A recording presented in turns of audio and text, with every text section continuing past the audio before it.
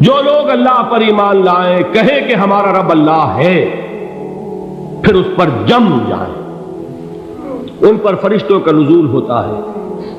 نہ کوئی غم کرو نہ خوف، خوشیاں مناؤ جنت کی جس کا تم سے وعدہ کیا گیا تھا۔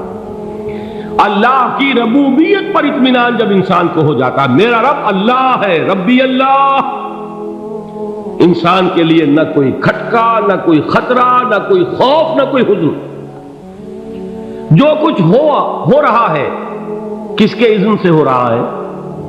اللہ کے اذن سے۔ اللہ کے اذن کے بغیر پتہ تک نہیں ہلتا۔ یہ کوئی اندھا بہرا مادہ نہیں ہے جس سے مجھے کوئی خوف ہو۔ اندھا بھینسا چلا آ رہا ہو اس سے تو ڈرنے کا ہر انسان کو ڈرنا چاہیے، نہ معلوم کس کو ٹکر مار دے۔ لیکن نہیں، اس کائنات کو چلانے والا ایک سمیع و بصیر خدا ہے۔ وہ جو میرا دوست ہے، میرا ولی ہے۔ اللہ ولی الذین آمنوا یخرجہم من الظلمات الی النور۔ اللہ اہل ایمان کا ولی ہے، ساتھی ہے، پشت پناہ ہے، مددگار ہے، حمایتی ہے۔ بتائیے جسے یقین ہو جائے کہ اللہ میرا مددگار، اللہ میرا محافظ، اللہ میرا پشت پناہ، اللہ میرا حمایتی، اس کے لیے کوئی خوف ہوگا؟ اس سے کوئی ڈر ہوگا؟ میں مثال دیا کرتا ہوں ایک بہت سادہ، پنجاب کے دیہات کی۔ تو بڑا چودھری ہے اور کوئی غریب کسان ہے۔ اس غریب کسان کے جانوروں کو ہر وقت اندیشہ ہوگا چوری کا، کوئی میری بھینس کھول کر نہ لے جائے، کوئی میرا بیل کھول کر نہ لے جائے۔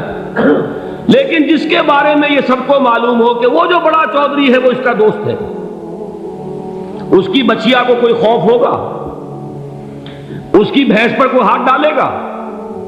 اسے کوئی اندیشہ ہوگا؟ نہیں۔ کیوں؟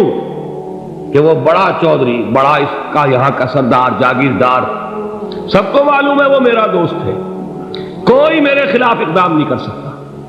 اس دنیا میں یہ چھوٹی سی بات اگر آپ کے دلی اطمینان اور سکون کا باعث بن سکتی ہے تو ذرا تصور کیجئے۔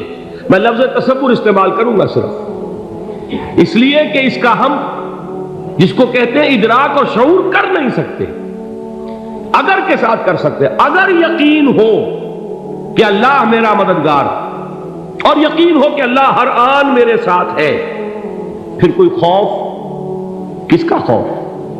کوئی شے اللہ سے بالا تر ہے؟ کوئی قوت اس سے زیادہ طاقتور ہے؟ کوئی اس کے ارادے کو بدلنے والا ہے؟ کوئی اس کی مشیت کے آڑے آنے والا ہے؟ یہی بات ہے جو حضور نے فرمائی، یہ ایمان کا حاصل ہے لب لباب، کہ دیکھو اچھی طرح اس بات کو ذہن نشین کر لو۔ اگر تمام انسان مل کر تمہیں کوئی نقصان پہنچانا چاہے، نہیں پہنچا سکتے مگر جو کچھ اللہ نے لکھ دیا ہو، اور تمام انسان مل کر تمہیں کوئی نفع پہنچانا چاہے، نہیں پہنچا سکتے مگر وہ شے جو اللہ نے طے کر دی۔ آپ پھر میں کہوں گا ذرا طاری کیجئے، اسے فرض کیجئے، اسے سوچئے۔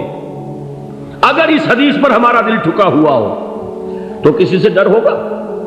یہ مجھے نقصان نہ پہنچا دے، یہ میری رپورٹ خراب نہ کر دے، یہ میری انکریمنٹ نہ رکوا دے، یہ میرا یہ نہ بگاڑ دے، یہ میرے یہ نقصان نہ پہنچا دے۔ اس کا ڈر، اس کا ڈر، اس کا خوف، اس کی خوشامد، اس کے لیے جا کر طرح طرح سے اپنی عزت نفس کو ذلیل کروانا اس کے سامنے، یہ سب کچھ کیوں کرتا ہے انسان؟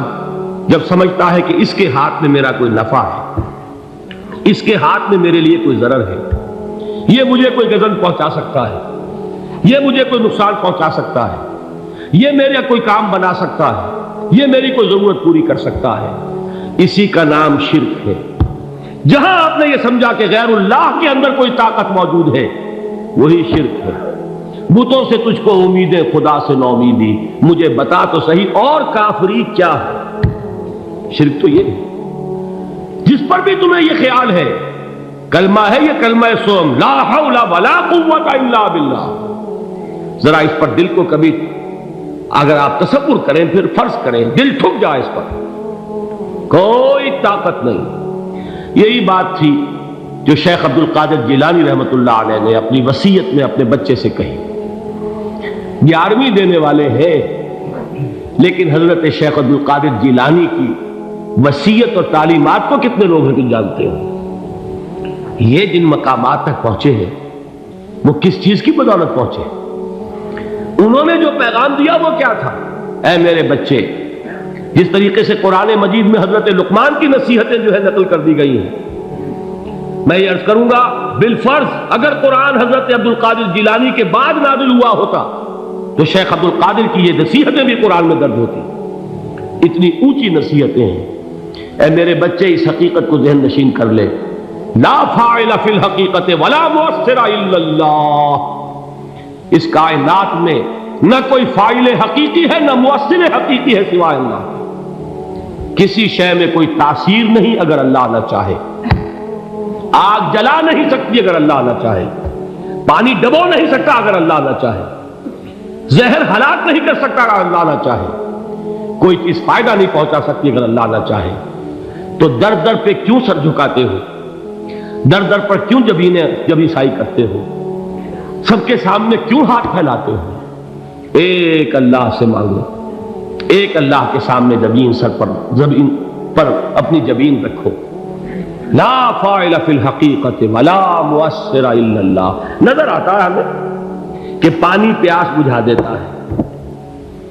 پیاس بجھانے کی صلاحیت پانی میں نہیں ہے، اللہ کے اذن سے.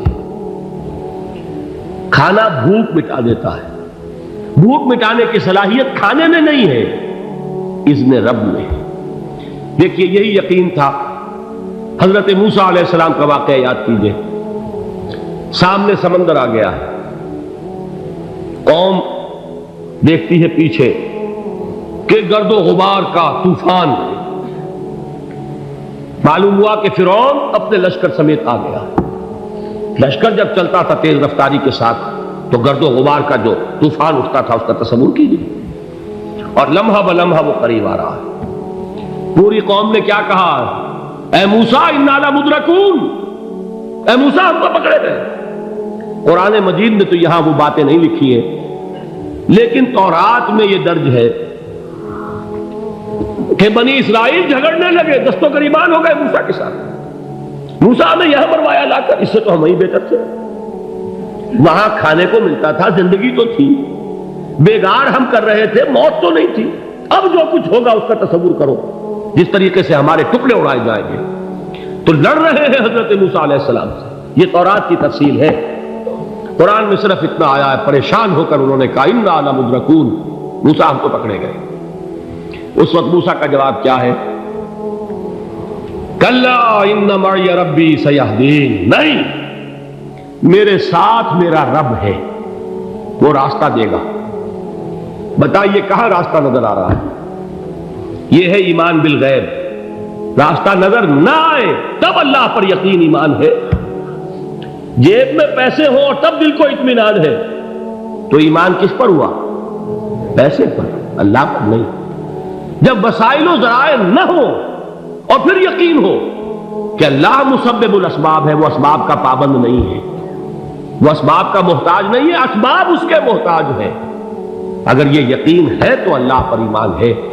یہ نہیں ہے تو تمہارا ایمان اسباب پر ہے، وسائل پر ہے، ذرائع پر ہے، مادیات پر ہے، اللہ پر نہیں. اس وقت کہاں راستہ تھا؟ کوئی راستہ تھا؟ سمندر ہے اور ادھر سے لشکر آ گیا ہے.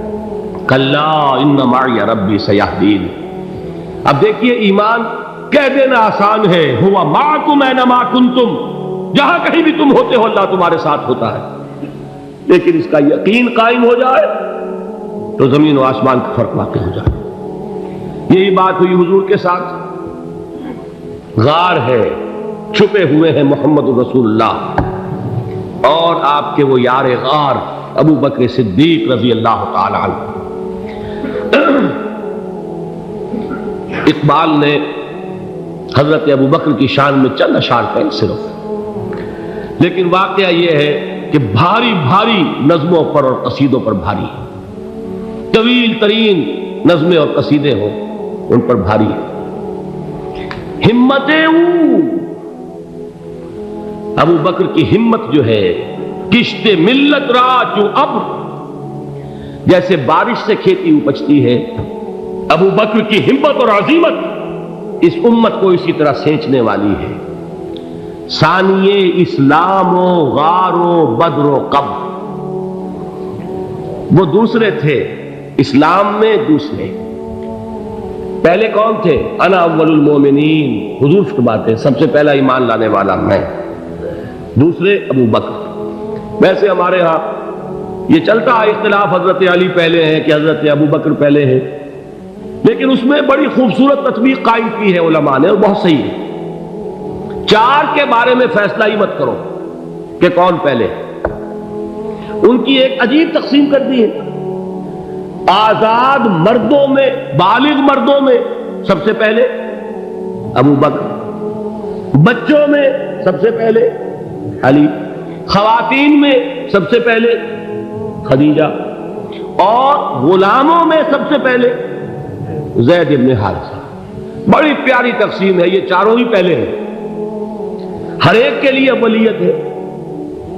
اور واقعہ یہ ہے کہ اگر زمانی اعتبار سے تعین ہوگا تو پہلے خدیجۃ الکبریٰ آئیں گی رضی اللہ تعالی عنہ، کسی اور سے بات کرنے کی نوبت بعد میں آ سکتی ہے، پہلے تو اہلیہ محترمہ سے بات ہوئی، آتے ہی پہلی وحی ہوئی ہے، ابھی تبلیغ کا حکم نہیں تھا، کس کو بتایا واقعہ؟ ابھی اپنی نبوت کی تبلیغ کا تو حکم ہی نہیں آیا، واقعہ کس کا ہے؟ وہ خدیجہ کا ہے۔ جب کہا ہے کہ خشیت علی نفسی، مجھے اپنی جان کا اندیشہ ہے، تو کیا جواب دیا خدیجہ نے رضی اللہ تعالی عنہا؟ وہ صدیقۃ الکبریٰ ہے، صدیقات جو ہے خواتین، ان میں چوٹی پر خدیجۃ الکبریٰ ہے رضی اللہ تعالی عنہا، اور صدیق جو مرد ہیں ان میں صدیق اکبر ہے ابو بکر صدیق رضی اللہ تعالی عنہ، لیکن صدیقات میں چوٹی پر۔ جب حضور نے فرمایا خشیت علی نفسی، کیا فرمایا، کیا عرض کیا، کیسے تسلی دی؟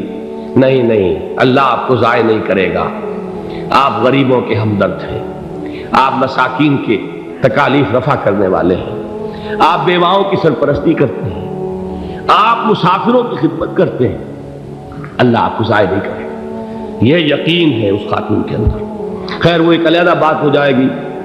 میرے دل پر حضرت خدیجہ رضی اللہ تعالیٰ عنہ کی شخصیت کا بڑا گہرا نقش ہے، جو وہ کوئی اور ہی وقت اور موقع ہوا تو بیان ہوگا۔ بہرحال اقبال نے ایک مصرے میں جو چار اولیتیں جمع کر دی ہیں، ہمت او کشت امت را چو ابر، ثانی اسلام و غار و بدر و قبر۔ اسلام میں حضور کے بعد پہلے کون؟ ابو بکر، غار میں حضور کے ساتھ کون؟